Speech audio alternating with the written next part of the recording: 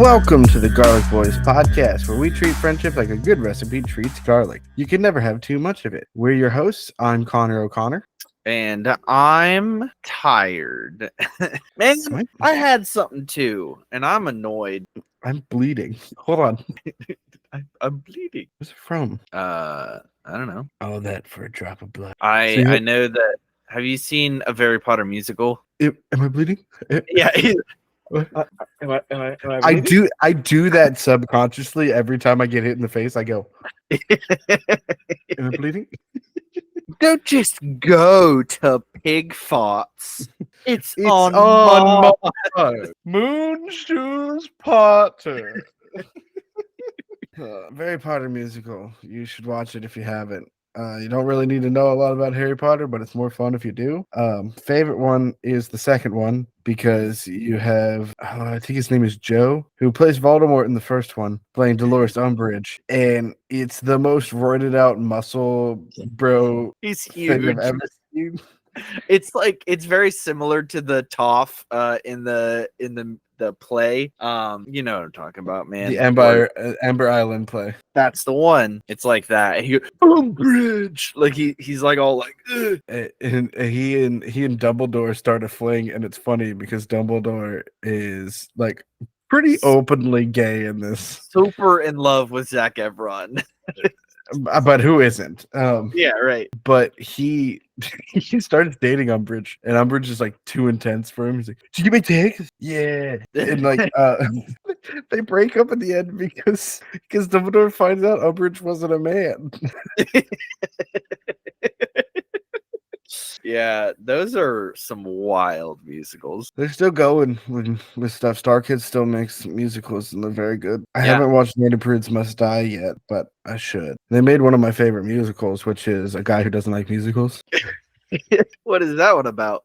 This alien invasion in this small town where everyone who gets infected has to start singing, and that one, like the main character, doesn't like musicals, and so like it's his own personal hell, basically. Yeah, no, that's wonderful. Great back and forth this week, bud. Dude, you have no idea how my week's been. Question for you. No. Question for you. No. Just real quick, I got a question for you. Okay, fine. What? How's your week been? Oh, hey. Well, since you asked, I definitely wasn't already saying that, but since you asked, it's been all right. We had a fight after we left in my dorm. We had a big old fight, and we had to. We're doing hold on. Who had a fight? What? At my job, I work with children. Yeah. No, there was me and Mia just started punching.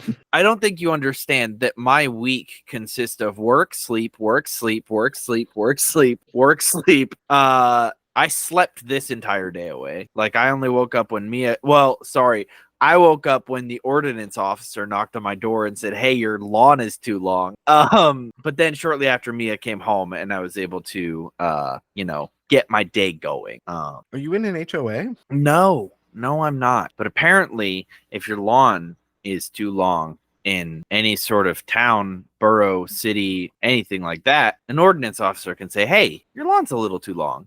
You got 5 days or we're going to fine you." I'm like, I've been trying. I work, sleep every week. But it's fine. When do I have time to, it's fine. I just need to find a neighborhood kid that I can pay $5 to do my lawn. Exploitative child labor. That's what but yeah, anyway, at work, they fought each other. The kids did. So, we had a complete slowdown. Where all of the kids are locked in their room just about 24/7. They get out to do different activities and stuff like that. They're not completely locked in, and we let them go to the bathroom and stuff like that. So it's not like it's inhumane or anything, but it's just like a punishment for being stupid. Right. That's how my week's been. At one point, one of the kids was a little aggressive, so we had to have extra staff anytime he wanted out of his room. So that was fun. Anyway, it's been good, kind of. Any highlights of it? Nope. Can't say that there is. No, I like the job. The job's great. Like it's still proving to be a really good job. there's certain kids that I'm like connecting with, and thus I feel like maybe I can make a difference, which is like the whole point of me picking this job, doing this job. But man, the work-life balance, straight up garbage.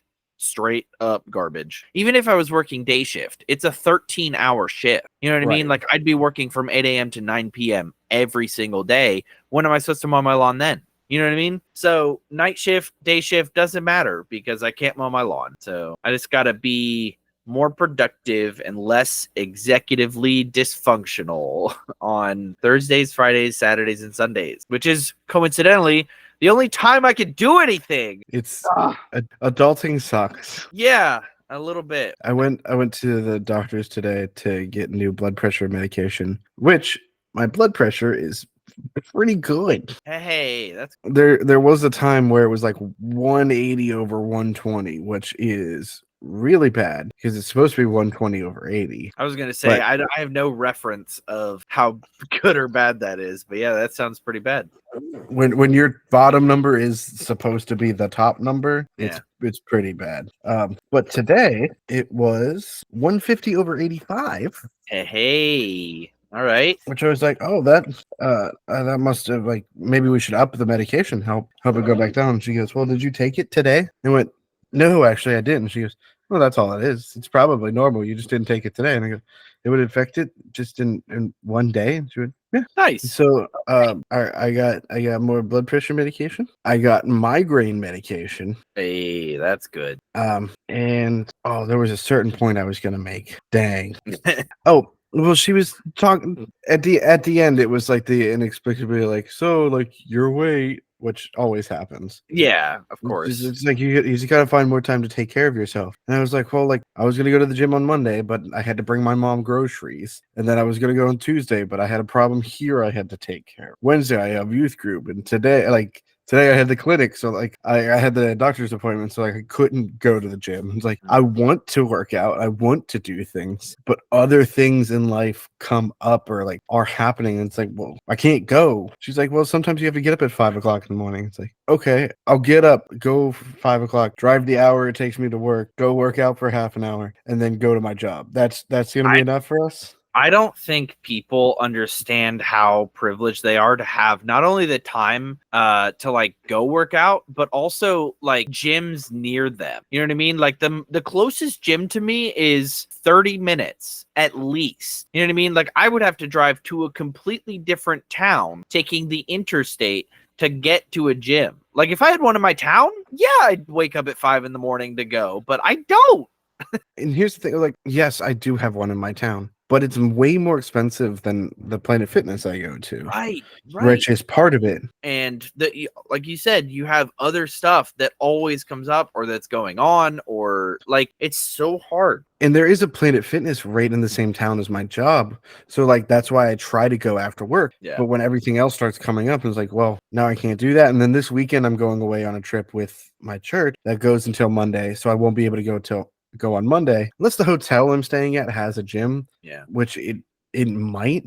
I don't think it does though. Sometimes they do, yeah. It has a water park, but I don't know if it has a gym. Yeah, well, if it's got a water park, you just have to go up the stairs, like go on the water slide a million times. Are you trying to kill me? Here's the thing I'm worried about. Slides technically have weight limit. Yeah.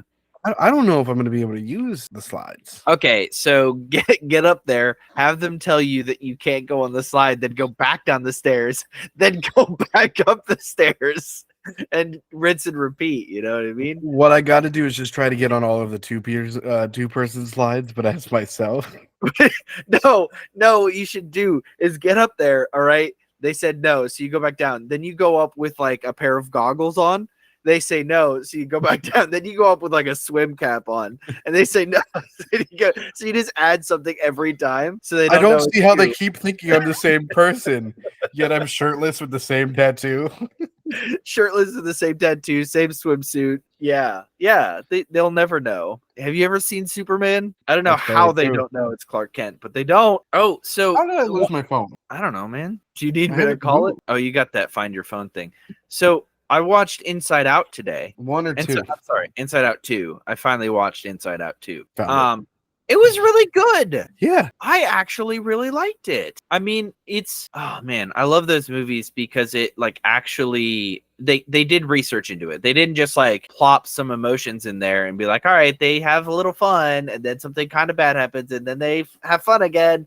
No, like they're actually dealing with complex emotions and like it's so good, man. And I watched her when she was having her anxiety attack. I watched her do centering, grounding techniques, like feeling the bench next to her, doing deep breaths and stuff. I'm like, you know how much this might help somebody just by observing this might help somebody realistically with their anxiety attacks. Like I just thought it was great. Do you know how weird it is to watch a cartoon do the same tricks you do when you're having an anxiety attack? Yeah, it's a little like disembodying, I guess. Like if that's the word I'm looking for. It's weird. It is weird. I think it was good though. And like it didn't feel forced that the new emotions were there. Like it felt like a natural yeah. Sorry. It's okay, buddy. I was trying to pull up the thing that we're going to be doing later, so I have it, and I'm getting a text from my brother who's 20 feet in that direction. What, 50 feet away? Not even 50. That's a lot. 50 feet away. That says "Yo," and I go, "What's up?" And he's like, "Where you at?" What? Turns out he wasn't trying to text me. Nice. I think he's trying to see where his friend was to hop on video games, but that just threw me off. Did you eat anything fun this week? Did I do anything fun this week? Did you eat anything fun this week? Did I eat anything fun? Man. If the food at work counts as fun, does it? No, not really. We had Taco Bell, like the new no, it wasn't even new. It was one of their like deluxe box. Nothing special. I had something that was actually kind of disappointing this week. Really? Yeah. What was it? I got the Krabby Patty meal from Wendy's. I've been hearing some terrible things about it. This is a fun moment because this is the moment Autumn realizes I got it without her. It's okay, Autumn. I'll step up to girlfriend number 1 so you can be angry in the girlfriend number 2 spot. It's fine. I don't feel bad for doing it. But you get a frosty, it's a vanilla frosty with a mango pineapple puree thing in it. Right. A burger, like just a regular Wendy's square burger hamburger with their new special burger sauce on it, and a fry. And my frosty melted a little bit just because of how long it took me to get back home from getting it and actually like eat the thing and everything. Wasn't a lot of pineapple mango flavor in it. I was kind of disappointed by it. Yeah. The mango pineapple I got was good, but like I just wanted more of it. That's where I was finding myself. If the whole thing had been a mango pineapple frosty, I think it would have been better than just being a vanilla frosty with a little bit of mango and pineapple in it. Right. And then the burger sauce had absolutely no flavor to it. Really? I tasted nothing. That's so disappointing. Like I was so excited for this, and it looks like it's more or less just a Dave single with a slightly different sauce. And if the sauce is garbage, then the sandwich is garbage. I mean, you can get a Dave's double if you want. Like it's not just the single. Oh, okay. But again, the sauce was crap, so the burger was kind of dry. Yeah. Because typically they drench it in mayonnaise and ketchup, and that kind of makes it more palatable. But the sauce there was barely any sauce on there, and the sauce had no flavor to me. So like it just kind of was a blander burger than usual. It just baffles me that like this stuff can get past R&D. You know what I mean? Like they're attempting something, especially because what's his face? Didn't he just die recently? The creator of SpongeBob? Well, here's the thing. So I'm glad you bring him up. Okay. He did die recently. He died, I think, in 2019. But this soured the meal a little bit more for me. He never wanted there to be fast food tie-ins with really with SpongeBob. Oh, that's even worse. He always meant for SpongeBob working at a fast food restaurant to be ironic. Yeah. Because he wanted kids to live a healthier lifestyle, and he wanted it to be ironic that SpongeBob loved working at the Krusty Krab. And so when he was alive, it would never be allowed. Even after he was no longer showrunner on the show, he never allowed for tie-ins with fast food restaurants, at least to have the characters sell the food. I think there might have been like toy deals for the movies Right. Don't quote me on that one, but like it was said that he just hated the idea, and now they're doing it because he can't stop them, which like sullied it for me. And to make it worse, they give you a sticker sheet to remember like the awful experience. Great. That's wonderful. We- There was, I think, so I was watching a TikTok of a guy who they're not just doing Wendy's, I guess. I guess there were other participating restaurants. And he went to one and got their like Krabby Patty. It was a plant-based burger because in the official recipe or whatever in the show says there's no actual animal like meat products. So it was a plant-based patty with, a lot. It looked incredible. Like, and he said it tasted amazing. I was like looking at it and my mouth was watering. I'm like, do I want burgers right now? Because I kind of do. Not Wendy's. Sorry, Wendy's. Sue us if you want. Please don't. There were who wants square? Why square patty? Is that like a Is there lore for that, or is that just because they want to be Because at different? Wendy's they don't cut corners. Oh, that's disgusting. I hate that. All right, let's move on. Do we want to move on to the topic that we have? Yes. Welcome to Okay. a week where Matt and I actually planned something. Boo. Yeah, we don't plan things hardly ever. So you're in for a real treat today. I gotta say, mine's a little unpredictable. I think mine's gonna make pretty much sense. Mine is, people are gonna hear it and they're gonna be like, really? Like that one? And then they're gonna go to the next one. We're gonna get, so do you want to tell, before I get into too much, do you want to tell people what we're doing? Matt and I are finally releasing our official for now top 10 favorite movies. Official until something better comes along and kicks this garbage off my list. That's the thing. I'm always hoping for something better to come along. But okay, so when you asked me to do this, I sat down and I said, do I know any movie? And can you guess? Can you guess what happened? You forgot every single movie you've ever watched. I've never seen a movie in my life. Thank you for this opportunity, but I'm going to be signing off now. No, I was able to finally think of some movies.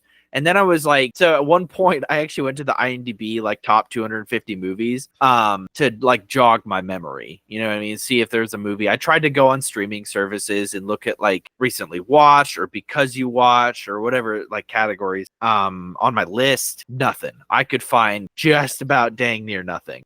There are 1, 2, 3, 4-ish, 5, 6, 7, 8 honorable mentions on my list because I couldn't pick. These are all movies that I had to take off the list to put another movie on. So, man, I basically have 2 lists. I basically have 2 movie lists, and one of them's just a collection of movies. So that's a problem too. Jeez. I hate making lists, and you make me do this every dang time. I don't feel like your anger is positioned in the right place. I have things that I like. I have things that I love even. But making a list is probably my, like, if I was put in hell, alarm clocks would be going off telling me I need to do lists. Like I just need to list my top 10 favorite things of blah blah blah category every time. That would be my personal hell. Well, did you list the blah blah blah categories? Did I list the categories? Did you do it? The movies? Yeah. Okay, I got this list. I can't say that it's correct or in the correct order, but this is what I could come up with. Listen. All right. My friend, listen. I had to do so much rearranging and so much erasing and moving and all this garbage just to get what I feel could be somewhat a decent list for myself. That's why there's 8 honorable mentions, because all of those movies deserve to be on the list, but we capped it at 10. And I don't know. Oh man, I hate this. All right, let's start with your number 10. Well, do we want to do honorable mentions first? All right, let's do honorable mentions. Do you have it? I do. Oh, good. I'd love to hear them. How many do you have? 2. Oh, perfect. It's another list of 10 movies, 8 and 10. These are they're 2 that like I really wanted to put on the list, but like one of them you might be surprised isn't on the list, but like I still really like it. So I got Talladega Nights: The Ballad of Ricky Bobby. That's not on the list? That's not on the list. Dang. And you okay. know how much I like that movie. I do. And here's the shocking one. Muppets Christmas Carol is only an honorable mention. Wow. That's crazy, my dude. You know what's crazy? I just thought of crazy. a movie. I just thought of another movie that needs to be on my list. So now I have to put another movie off onto the honorable mention so I can put it on my list. You know what? I'm locking in my list and I'll just make it another honorable mention. Even though it deserves to be on the list. It's fine. So you basically have two lists. I do. Yeah. You have two full lists. No. All right. Do you want to start with your number 10? Do you want to do your honorable mentions? Oh, yeah. I forgot about the honorable mentions part. Okay. Big Hero 6. Honorable mention. I base this list mostly off of have I watched the movie more than once? And when I do watch the movie a second time, do I get bored out of my mind? So that is basically the criteria-ish. Big Hero 6, I have not seen more than once, but I remember absolutely adoring this movie. I don't know why I haven't watched it a second time, but I haven't. Real Steel, with Hugh Jackman and Evangeline Lilly. Directed by Sean Levy. Yeah, it's about robots fighting. Really good movie. Like, I love this movie. I've watched it multiple times, but I just felt like other things were better on my list. I have another honorable mention. Sorry. Absolutely. Scott Pilgrim versus the World. Well, you know, my next one was going to be Scott Pilgrim versus the World. Honorable mention. I love this movie. I just thought of that because I remembered I got Real Steel from Redbox, and then I remembered the weekend I rented Iron Man 2 and Real Steel at the same, or not Real Steel, Scott Pilgrim versus the World that same weekend, and it was like one of the best like movie double features I've ever seen for some reason. Sorry. Okay, back to it. Yeah. No, I get you. Scott Pilgrim definitely deserves to be on the list. But again, other movies really were better for Spirited Away, but realistically, any Studio Ghibli movie, that's what I'm saying. Kiki's Delivery Service, the Howl's Moving Castle, Ponyo, I love them all. They're all great movies. My Neighbor Totoro, but Spirited Away is one of my favorites. Of all of those movies. Frequency. This movie has the guy who played Jesus and Dennis Quaid. Why do I always forget his name? Crap. Is it Michael something? No. The guy who played Jesus in The Passion of the Christ? Yeah. Let's just look it up here. Jim Caviezel. Yeah. He plays Michael in Person of Interest. That's why I was. Oh, is that it? Yeah. That's his character name in Person of Interest. Okay. Yeah. So Jim Caviezel and Dennis Quaid are in it. A really good like time travel-ish movie, kind of sort of, where they're like the older Jim Caviezel is talking to his dad like when his dad was younger, and he ends up like there's a crazy story where they're actually like helping each other through time. It's so cool. And my dad showed me that movie and I just love it. Everything Everywhere All at Once, one of my favorite movies. Like I wish it was on the list. I just couldn't figure out where I wanted it on the list. It's such a good movie. It's also a more recent movie, which I think is one of the reasons why it's not on my list, because my list is packed full of nostalgia. Peter Pan, specifically the one where Jason Isaacs plays Hook. I could not tell you exactly which Peter Pan it is. It's just called Peter Pan. I think it came out in like 2006, maybe, or 2001, like early 2000s. So I love that movie. Logan, that's a clear choice for just a fantastic movie, and I love it. And Princess Bride. Princess Bride didn't make my list because I locked it in, and I decided that it'll just be an honorable mention, but it deserves to be. So, through sitting here, I've thought of two other movies. Yeah, that's what I'm saying. Like, as we do this, I'm gonna think of movies and think, oh, that should be on my list. That's why I can't do this, man. I got two other movies for my honorable mentions. Okay, Spider-Man, we'll real list. Spider-Man Across the Spider-Verse, and The Grand Budapest Hotel. Nice. Okay. Give me 2 seconds before we start our list. Go for it. Okay. Back to it. To the list. It's been an awful, terrible, no good week, but listening to my teenage daughter convince my youngest child last night that J.R.R. Tolkien's real name was Jolkin Roken Tolkien was absolutely priceless. Oh my. Okay, to the list. To the salon. Number 10. Okay. Pop star Never Stop, Never Stopping. Excuse me? Pop star, never stop, never stopping. Okay, I need you to elaborate on this one. This is a film starring Andy Samberg, and it's written and produced and like I think directed and everything by The Lonely Island. And Andy Samberg plays a pop singer named Connor For Real, who used to be part of a boy band when they were younger. And it's really like spot on Lonely Island song, Yeah. but it's played like he's the best musician. Okay. Like he's a huge star. Everyone loves his music. He got super famous off of his first album, Conquest. And so like this one starts following him as the second album is dropping, the fallout from that and how it affects his career and how it deals with all of that. Right. Um, I love but Andy Samberg. So it sounds fantastic. it does that through the vein of the Lonely Island, and there's so many other like the manager for the team is Tim Meadows, the principal from Mean Girls. Mm-hmm. His mom is played by Joan Cusack. The other two members of his boy band are Yorma Tacome and Akiva Schaffer of Lonely Island. Bill Hader plays the roadie for the band, and he's like talking about how he gets all the guitars ready and everything like that. Justin Timberlake is the personal chef for him.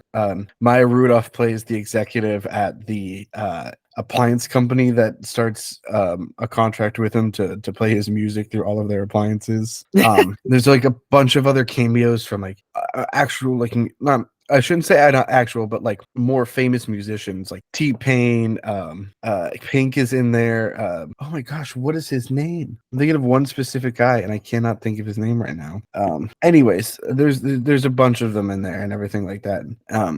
It's very funny. At one point, he decides to try and save his image by proposing to his girlfriend. Mhm. So he has Seal sing a copy of one of his songs that they changed to be about his girlfriend, but the Yeah. original one was about how the Mona Lisa sucks.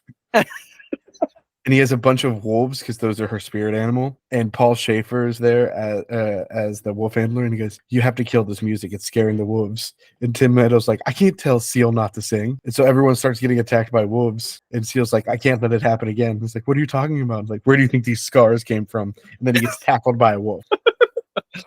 Oh, that's great. Sounds like a good movie. I may have to give it a watch. Have you ever heard the song "Finest Girl" from Lonely Island? Okay, just that's my favorite song from that album. So you watch the movie, you listen to it. I think it might be on Peacock. Let me look that up. It's on Pluto TV. That's where you can watch it.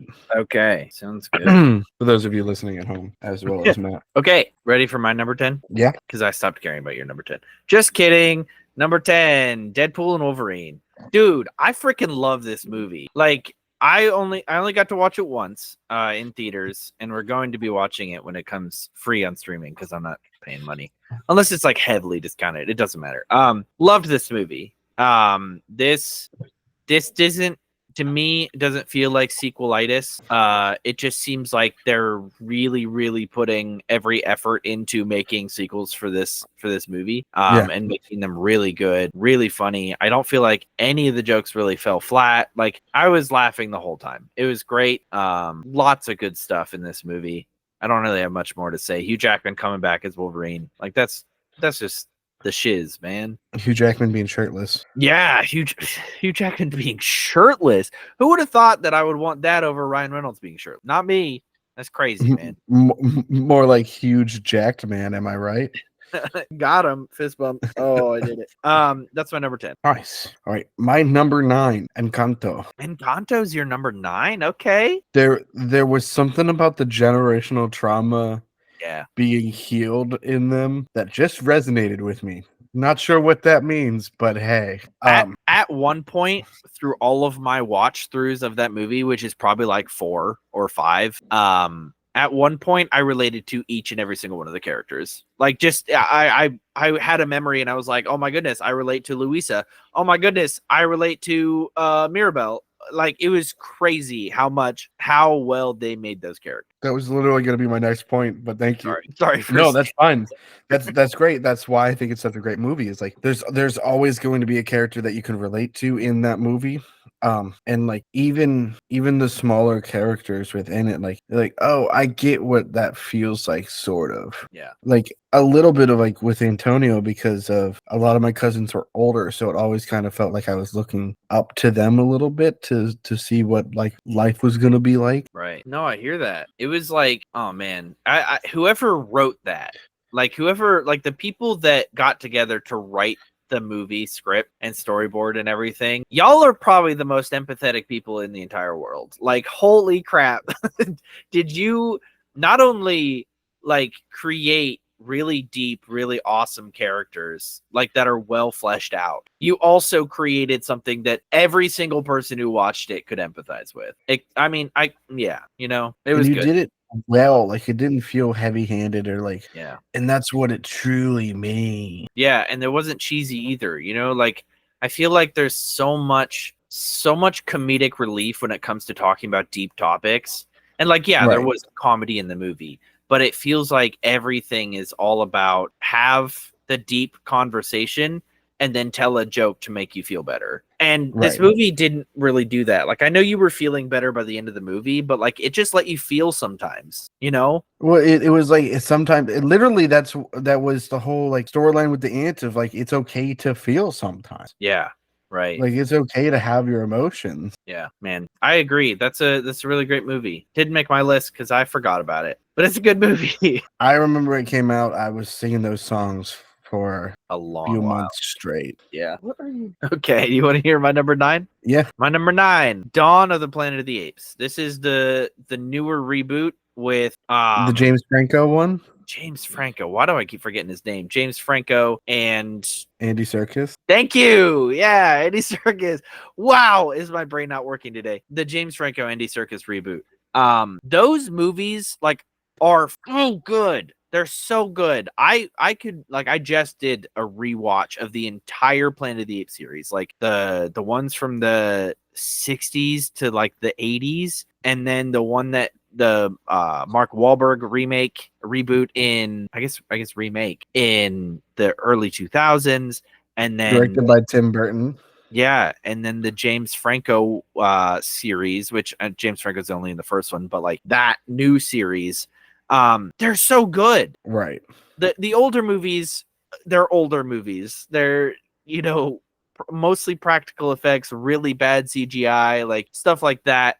They still have a really like interesting story, like a good story. I liked them a lot, and these new movies are just marvelous. I don't even know what other word to use to describe them. The newest one that just came out is like several hundred years, I believe, after the events of like Caesar in the first 3 movies.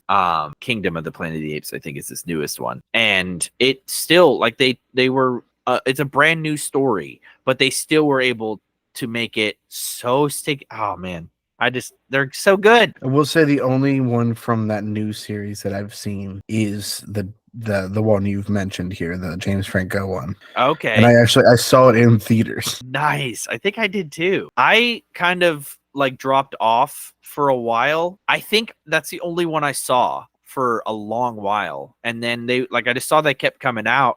I was like, oh man, I need to watch those. And then I didn't until just this watch through. Like I was able to watch through all the movies because it's on Disney Plus. And I watched them and I was like, oh my goodness, I've been missing out on this for so dang long. I just thought of another honorable mention. Okay. The Water Boy by Adam Sandler. Just to get it out there. Just okay, fair enough. Is there anything else you want to say about No, okay. I think I'm good. You need to watch. Probably will. It wasn't. I think there was just too much time in between them. Yeah. And I was just like, okay, I'm done. Well, I think the gap between the third movie of this new series and the newest one was like 10 years. Like they had I may not have been that long, but it was a big gap. Yeah. The other ones were like, there was a couple year gap in between them, but they were kind of together. The last one is a big gap. But yeah. All right. Number 8, Blazing Saddles. Blazing Saddles? Really? He rode a blazing saddle. That movie, he wore a shining star. that movie is so insanely racist. It's so bad. Yes, but it uses the racism to tell a story and is Yeah. very satirical with its racism. Right. And the people that are being racist are the bad guys or the dumb ones. So like it's not glorifying the racism. I get that. No. And, well, one part kind of does. Yeah. Where the white woman at? That one? Hey boys, I got one. Okay. For those of you who don't know, this is a Mel Brooks film, and this is his mockery of the Western, where a black man is sentenced to death, and they pick a worse punishment for him to send him to a small town in the middle of the desert to be their new sheriff, thinking the town will just kill him for them. But he's able to actually save the town from being destroyed and becomes a hero for that town with the help of Gene Wilder. Mm-hmm. Willy Wonka, for those of you who don't know actors.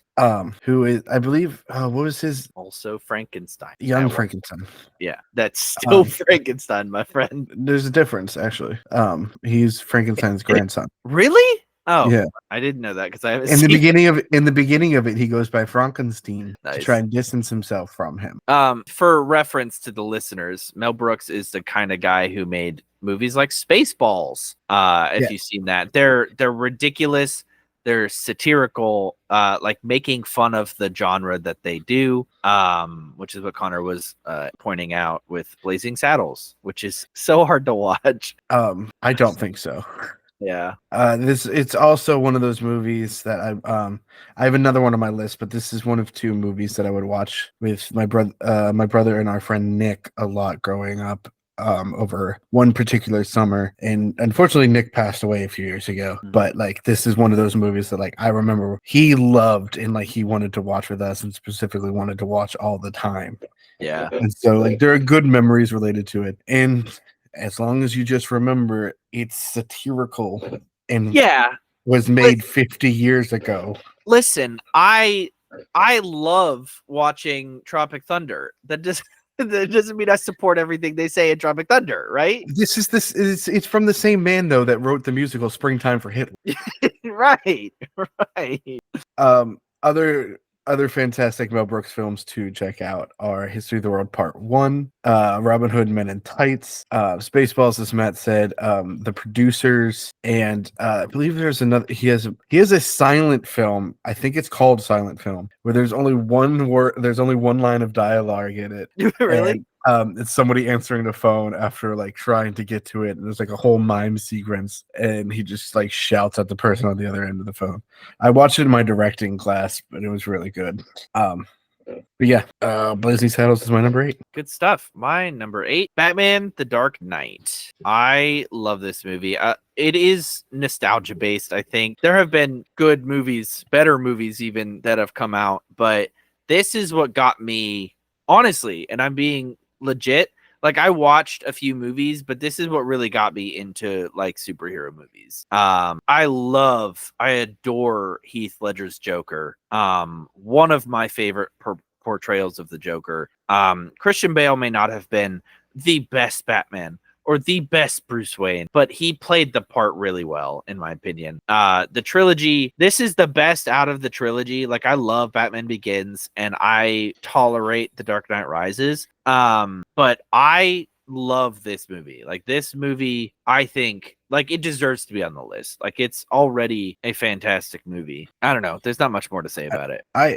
I'm not saying it's a bad movie. Yeah. I think it's a good movie. Is it the like you said, is it the best portrayal of Batman ever? Maybe. It's up there. It might. Sure. It's up there probably, but like I think we can do better. It's better than Bat Nipples. And oh, come on. It's way listen, I had to fight not to put that somewhere on my list.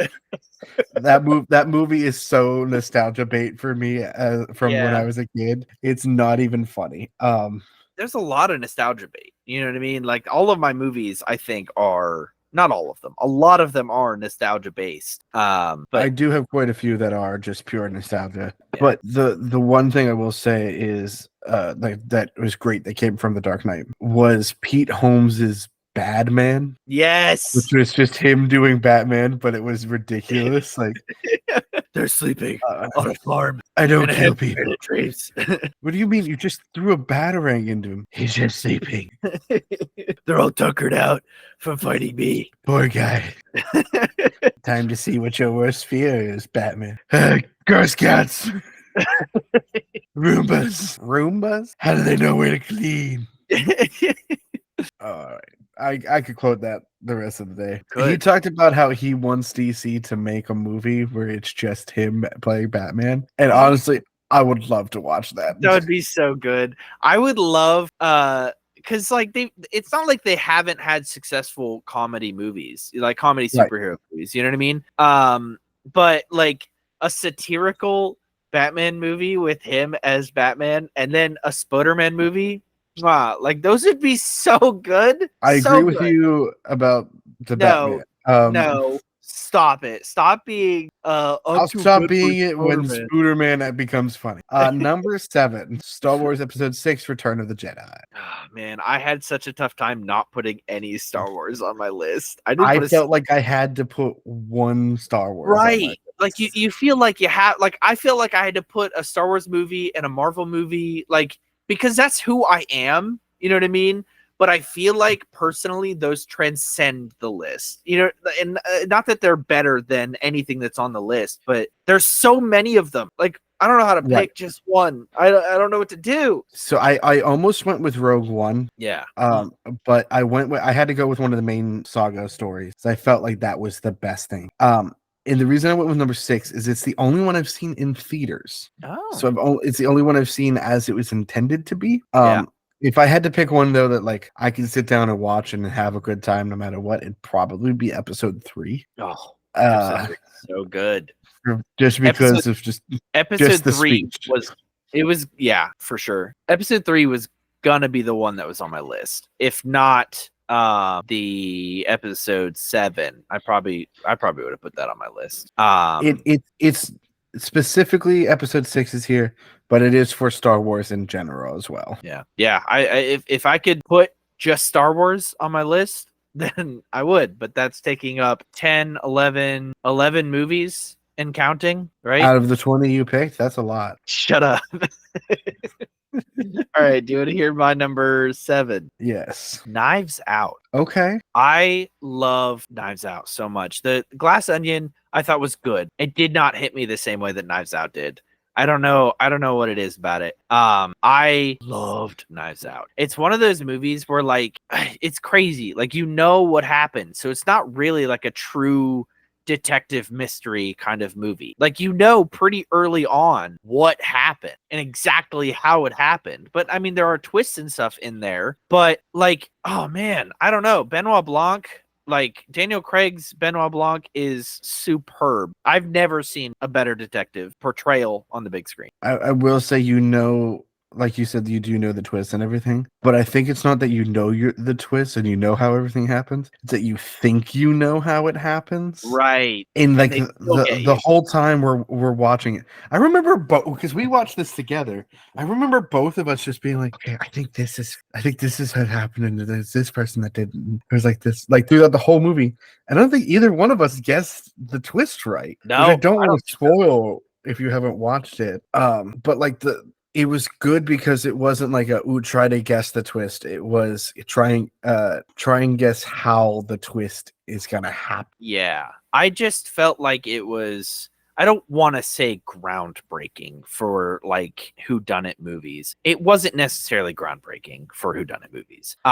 It was game changing, I guess. Like it did a really good subversion of the genre in a way. And I thought it was really, really well done. I loved it. I like it because it had a very similar feel to the 100th episode of Psych that was a whodunit. Yeah. Where you didn't know who the killer was because everyone was voting on it live. Right. And so like everyone was a suspect and it could have been anyone until it was revealed who it was. So was that yours or mine? That was mine. Yes. Okay. Number 6. Hold on. Do you have Knives Out on your list? No. Then why would, if we were talking about Knives Out, why would you be confused that it was yours? The list is in front of you. Because I started thinking about other things. Okay, number 6, go. Lilo and Stitch. Okay, yeah, that doesn't surprise I have a Stitch tattoo. me. I liked it. I don't know what else to tell you guys. It's good. It's good. It's just It's a good. good movie. No, Uh, there's really not much to say about it. Like you could talk about anything in the movie. I haven't seen it since I was a child, so I'm grasping at straws here. I could talk about how good the movie was, how good the TV show, Music. how good the sequels were. Like I could talk about all of that stuff. But like the fact is, if I turned on Hawaii Roller Coaster Ride right now, everyone's gonna have a great time listening to it because it's just a bop from it. You know what I found out just the other day when we were playing Disney music in the car? Mia knows every single word to Hawaiian Roaster Coaster Ride. Roller coaster ride. That's impressive. Every word. Like she'll sing along and not miss a beat. And I'm like, hold up. That's not English. I hate to break it to you, but that is not the language that you speak. How do you know the words? You can't sing unless you know the language. That's what God said. I don't know what. No, good movie, good pick. Yeah. I haven't watched it since I was a child, so I can't put it on my list. But I definitely think it's one of the top tier Disney for sure. Are you ready for mine? Yeah. How to Train Your Dragon, number 6. I thought this was gonna be high. So again, I can't promise that this list is accurate to where they are in my life, like in how much I love this movie. It's just when I think of my favorite movies, since I can't really pick, I just plop them all onto one list. I have number 1 is my favorite movie of all time. Like that's a non-negotiable. But the rest of them, they're just equal in my head. Like I can't really pick exactly where they go. How to Train Your Dragon, man. The whole series is amazing. Absolutely. Another like perfect series where the sequels don't feel pushed or forced. They just feel good. They're just really good movies. Love these movies. But the first one, man, that will hold a chisel deep down in my heart, without a doubt, forever. Nice. Yeah. All right. Number 5. You ready for this? I'm ready. This is the second movie that Nick and I would always watch together, and it Mhm. is The Other Guys. The Other Guys, another terrible movie, but No, so good. see, No, it's so good. I love this movie. I decided it would be a great idea to watch it with my parents, and that made it so much worse. I think there's one specific scene that makes it worse. Yeah. Well, my maybe mom two. my mom was like, we need to turn it off. I'm like, just keep watching. Thanks for the F Shack, Dirty Mike and the Boys. There's so much from that movie that I quote weekly, if not daily. Yeah. Anytime anyone asks me when the last time I did something, I go September 08, which is a clear reference to the movie because they ask, they're trying to convince Will Ferrell's character to do what they're calling a desk pop, where they shoot he shoots his gun at the desk, at the police station, which. Hey, don't do. Never. But he doesn't know that. He's from cyber crimes. Mm-hmm. Or accounting crimes or something like that. There's some reason why he's not like Mark Wahlberg's character is not liked because he shot Derek Jeter. Yeah. Because you shot Derek Jeter. He's a biracial angel. He got you dancing in here, dancing on the poles. These poles this is a ballet studio. These poles are horizontal. I think one of my favorite parts of the movie is the beginning where The Rock and who's his partner? Samuel L. Jackson, right? Where they're like so awesome. They're crushing it. They're doing some sort of chase scene at the beginning. I don't remember what the whole scene was, but and then they get to the top of a building and they go aim for the bushes and then they jump and like Creed starts playing. Do they die or they almost die? Like they're in the hospital. Oh no, they die. They die. Yeah, like they jump off of a 12-story build. They jump off a huge story building in New York and hit flat on the concrete. There weren't bushes. The best part about it is the whole movie is narrated by Ice-T, who's not ever seen on screen. And then you have Michael Keaton who plays their captain, who's trying. He's the police captain, but he also has to work midnights and weekends at Bed Bath and Beyond to put his bisexual son through art school. Yeah. And he quotes TLC all the time. And he doesn't know it, does he? He pretends not to know what TLC is. He's like, "Hey, I don't want you guys out there chasing waterfalls." Yeah. And they're like, "Is that another TLC reference?" He's like, "I don't know what you're talking about. I've never heard of it. And at the end, he's like, "I just want you to creep." And nobody says creep unless they're quoting TLC. It's such a good movie, but definitely not one you should watch with your ultra conservative parents. Well, yes. Your religious ultra conservative parents. Terrible idea. The last quote. There's so many good quotes from this movie. Last quote I'll give is from the late great Ray Stevens, who is staring down Mark Wahlberg's character. He's like, "There are two things that I love in this world: the dimples on a woman's back right above her butt cheeks." Will Ferrell then goes, "Lovely feature." It's this super intense stare down. Just lovely feature. Another honorable mention that I'm going to add here because I thought of Mark Wahlberg and Will Ferrell. Daddy's Home, one of the best comedy movies I've seen this century, I'm sure. The sequel, not as good, but I still liked it. The first one's so good. Best joke from the sequel is that Will Ferrell's mom is dating Sully Sullenberger. All right, you ready for my number 5? Yes. All right. I had a tough time with this one because there's 2 movies in this series, and there's going to be a third one. And honestly, who knows? Into the Spider-Verse. So dang good. I know this was on your honorable mention list, right? Across was on. So Awesome. I had the second one. You had the first one. Yeah.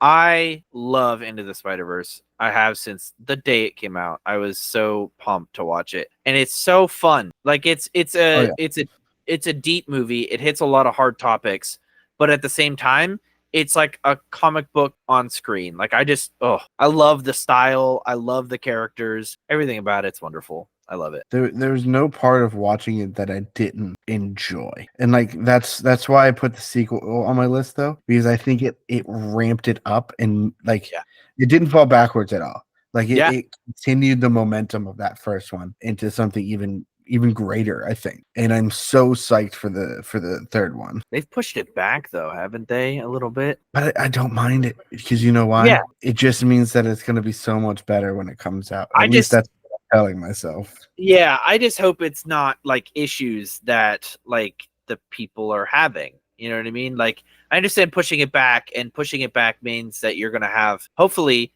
better quality and better story and better like just fleshed out everything. But it could also mean that the company is pushing them in a weird direction, or that the writers are not meshing, or that like it could be any number of things that could mean doom for this movie, which is I think the third and final installment to the series. You know, it would suck if the studio was trying to interfere, because I think Phil Lord and Chris Miller have proven that they know how to make a movie. Right. Yeah, agreed. We'll see. I'm excited, though. I still am very excited. At least we have Into the Spider-Verse, which is a dang near perfect movie. So. Oh yeah. You have Liev Schreiber as Kingpin, Mahershala Ali as the Prowler, Nicolas Cage as Spider-Man Noir. Yeah. The one comedy guy that's name is escaping me as Spider-Ham. John Mulaney. John Mulaney, thank you. Even the actor playing Miles Morales, Shamir Moore. Mm-hmm. He was in a great movie called Dope. If you haven't watched, you should check out. Okay. And so I think he was a great choice for that. What's her name? Haley Steinfeld. Yes, Jake Johnson as Peter B. Parker.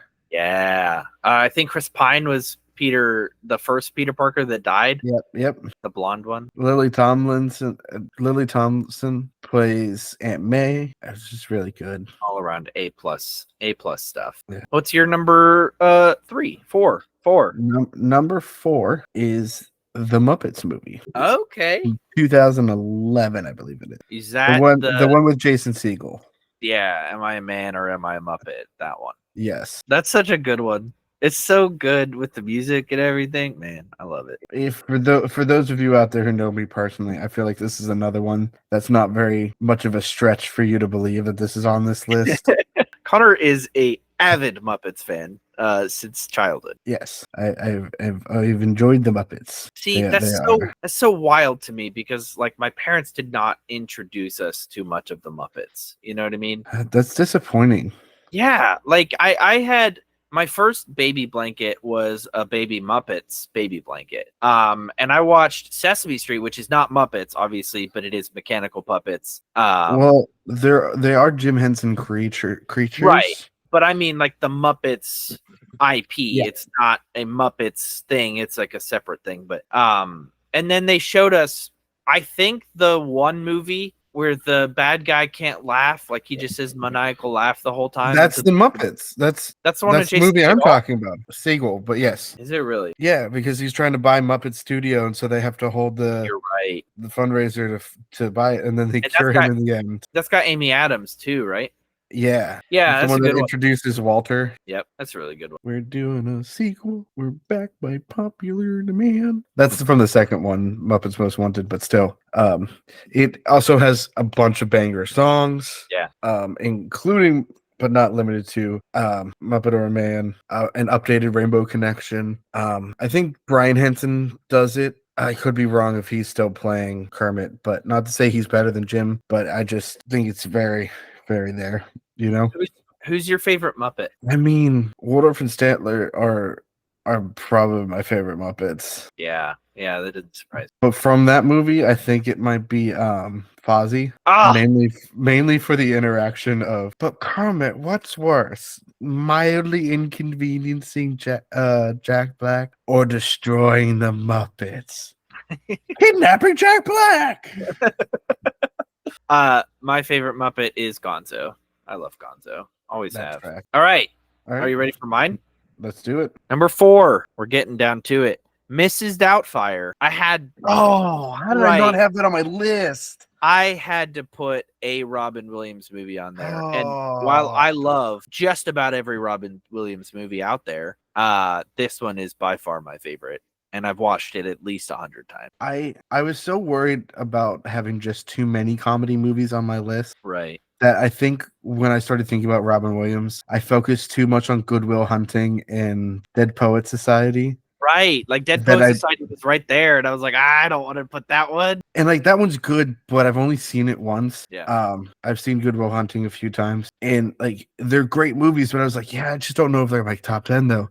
And I kind of just pivoted away from Robin at that point. Man, I can't. Dang it. Can I move Encanto off the list and put Mrs. Doubtfire at 9? Sure, if that's what you want to do. I truly just need Robin Williams on that list. He's such an icon. Sorry, you talk about Mrs. Doubtfire. It's your movie. Sure. Mrs. Doubtfire, the best movie. I can't say the best existence because I have movies higher than it. But like Robin Williams performances, it's got the one lady. It's got. You're so bad at this. No, it's my brain right now. It's not working as far as names go.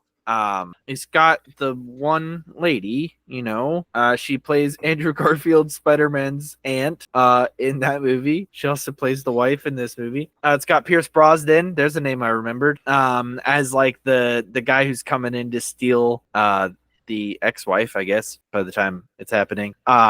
It's got Robin Williams, obviously, putting on a stellar performance as both a man and a woman. It's so quotable. It's so perfect.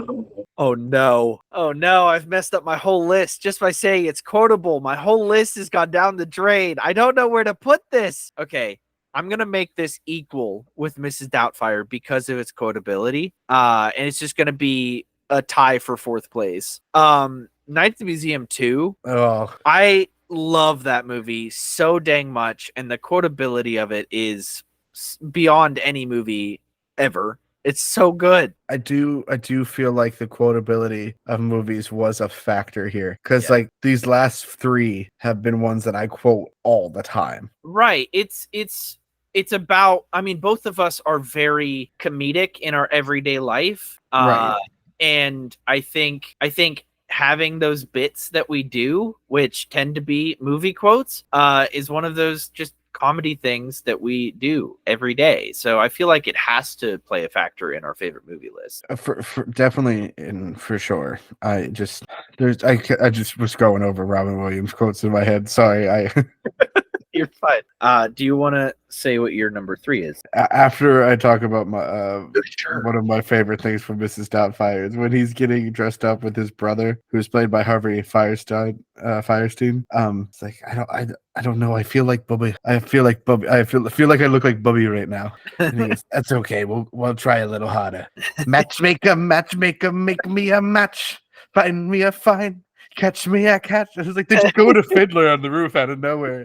It was fantastic. And then you can't beat the best quote from that movie of, "You want to see my impression of a hot dog?" Okay. Oh man, I love it. This might be a controversial pick. Oh boy. But This is your willing- top 3. Your final 3. This is the bronze, man. Yeah, and I'm willing to take the heat for it. You ready? Okay. Yep. My number 3 top movie. Morbius. No. That's number 1. Grown Ups. Grown ups. Adam Sandler, Kevin James, Oh, yeah. David Spade, Rob Schneider. Why is that? We watched it a lot as a kid. There is a lot of nostalgia in it, and again, it's just so quotable. I think it's just stellar cast. I think the beats on it are funny. I think it's dumb, but like the dumbness adds to why it's funny, I think. I mean, And it's that's one of those Adam first times. It was one of those first times we see it like, oh, he's just trying to have fun with his friends. Sandler. Yeah, Like that's why he's making a movie right now. that's And it's not to say it's a bad all of his- movie, right? Right. But it was just, it's, I don't know, like maze. It's amazing. I quote that all the time. He's gonna have a milk mustache and a real mustache soon. Definitely one I need to rewatch. Like I think I watched it once, and I have not watched it ever again. I've been getting into Adam Sandler a little bit more. My parents were not fans. Yeah. I think the only one they let us watch was Mr. Deeds, and that was like my adult sisters could watch those, not me as a teenager. That's the only one I ever remember like hearing about. And I think we watched Bedtime Stories and Pixels before I moved out. But that was about it. None of his like earlier stuff. So this one I gotta rewatch. I don't know. This is definitely one of the this is high up on my list for sure. But Adam Sandler also, like, I can't say any one of his movies could have been on this part, but like a lot of his movies are high up on like top 50 for me for sure. Like For sure. And this is just one that I remember, like, me and AJ used to just watch all the time together. It was fun to watch. And one of my favorite lines, again, is he always puts his wife and daughters in all of his movies after he had them. Mm-hmm. And they're playing a basketball game against their rivals from when they were kids, and they're all old and out of shape now. And the fat guy from the other team goes over to his kids, and he's heavy breathing and everything. And his daughter's eating a cannoli, and he steals it from her. And his wife, his daughter, Adam Sandler's real life wife and daughter were the ones in that scene. Nice. And she just goes, "Did you just steal your daughter's cannoli?" It's just such a funny line. It's so stupid, though. Yeah. Most Adam Sandler movies, unfortunately, fortunately and unfortunately, are very stupid. All right.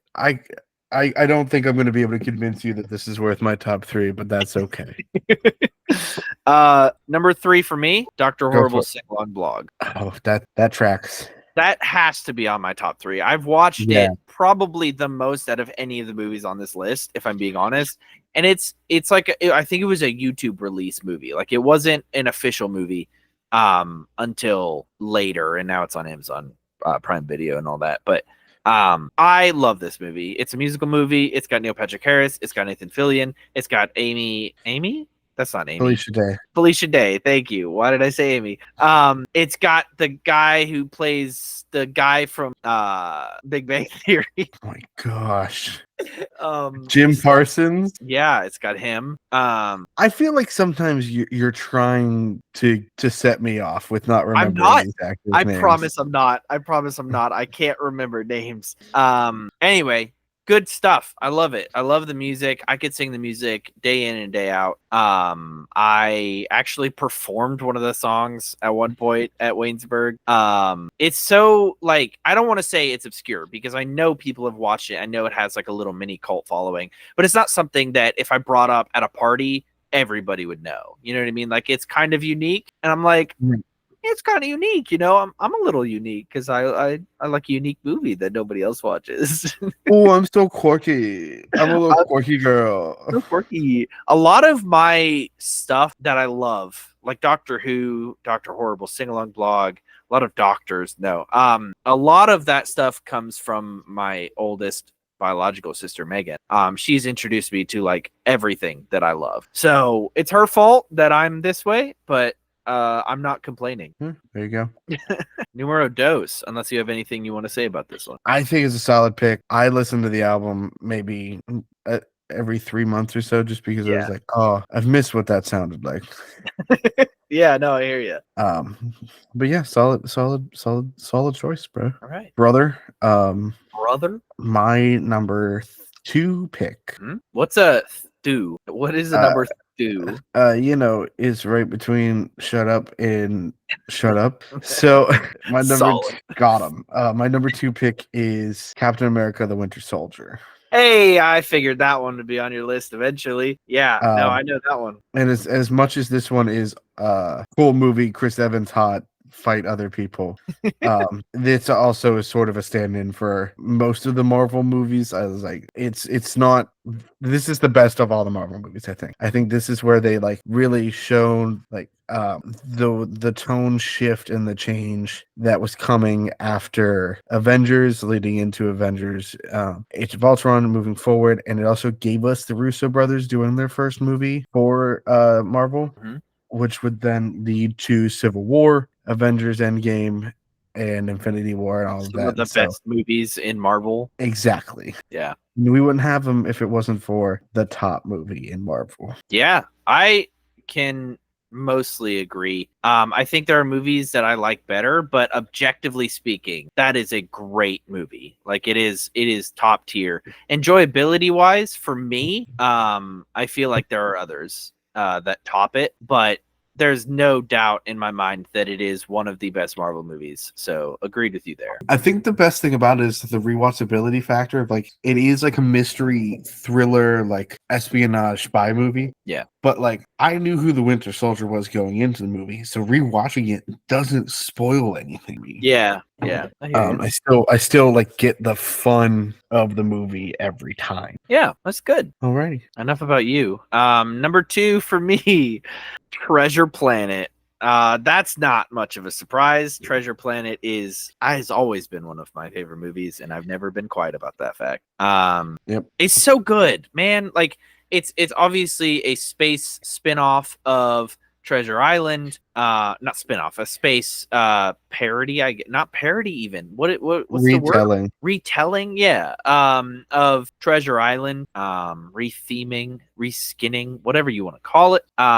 Which is already a great story, but then you put it in space, it's even better. I love this movie. It was everything I wanted to be as a kid. The music is phenomenal. It's just such a heart-wrenching story that's so great all around.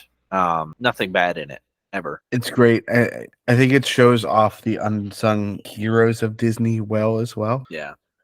Clearly it's not my favorite Disney movie. I'll be honest, it doesn't even come close.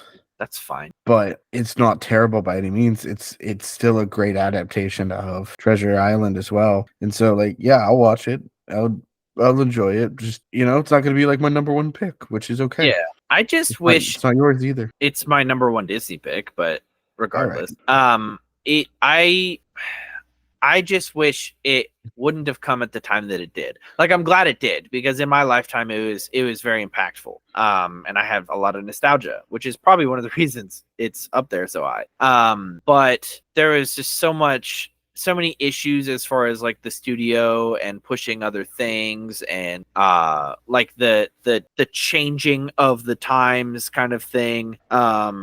going around the time where Atlantis and Treasure Planet and a couple of other movies were coming out, and they did the exact same thing with Princess and the Frog several years later, where they were looking to shift in a different direction, and so those movies kind of went under the wayside because they pumped out the different direction rather than focusing on these movies and letting them have their time. Right. So very disappointing among that fact, which is why it's such a, I guess, an underrated kind of Disney movie. But still, it still holds up, I think, still agree. Yeah. Well, then there you have it. Those are our top movies. Nope. Still got one more, bud. I think these people can guess what our favorite movies are at this point. I think they could too. Yours is Morbius and mine is Madam Web. Of course. The two best movies that have ever been made. What could be better? When they came out, man, earth-shattering. I just had to put it at the top of my list. I wept tears of reverence at the performance Jared Leto gave us. Okay.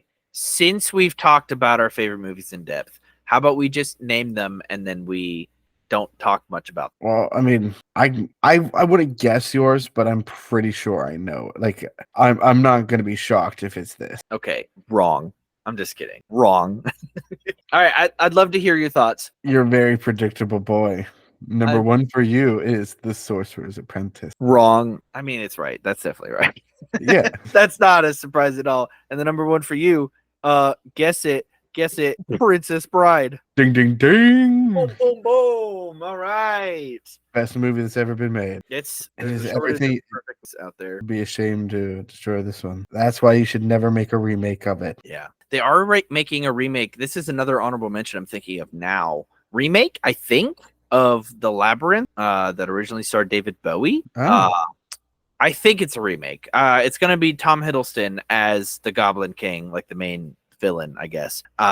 So it's going to be great. I already know. I just don't know much about it, but I did see that they are putting something out like that. That's a good, solid, honorable mention, I think, for me. Oh, yeah. Princess Bride didn't make the list because I forgot it existed until I was putting the honorable mentions on there, and so I put it on there. It's on the honorable mention list.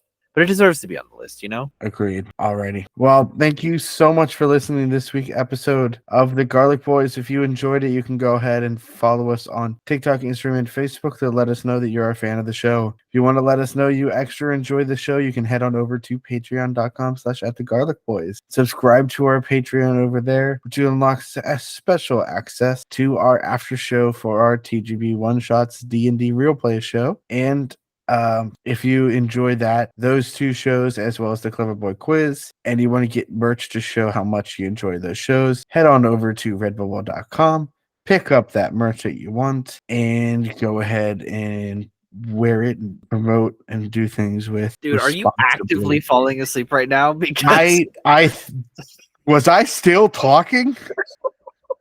Oh my goodness. Yeah, you were still talking, my dude, but I could see you just like fading. You were fading so fast. I could not tell I was even still talking. Go over to YouTube and subscribe to our channel there. Matt, do you have a supplementary mom report for this week? Agatha Harkness, terrible mother, not a good one, not a great one, a really bad one, but it's the only mom I could think of in this short amount of time. Well, I'll go with Mary Kaplan then, who there you go. May be a mother. We don't know how this series is going quite yet. No, are you caught up? Yeah, I'm caught up. Yeah, no, I just caught up last. Okay, yeah. So like, I know the reference you're throwing out. Yeah, I get it. Any final thoughts?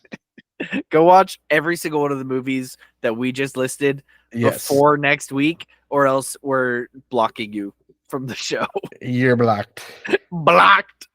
All right, gang. Thank you so much for listening to this week's episode. And remember to, as always, to stay garlicky. I'm gonna watch all of them. The song drop, like the needle drop at the end of the episode, was fantastic. Dude, it's so good. This show is blowing me away. Oh yeah.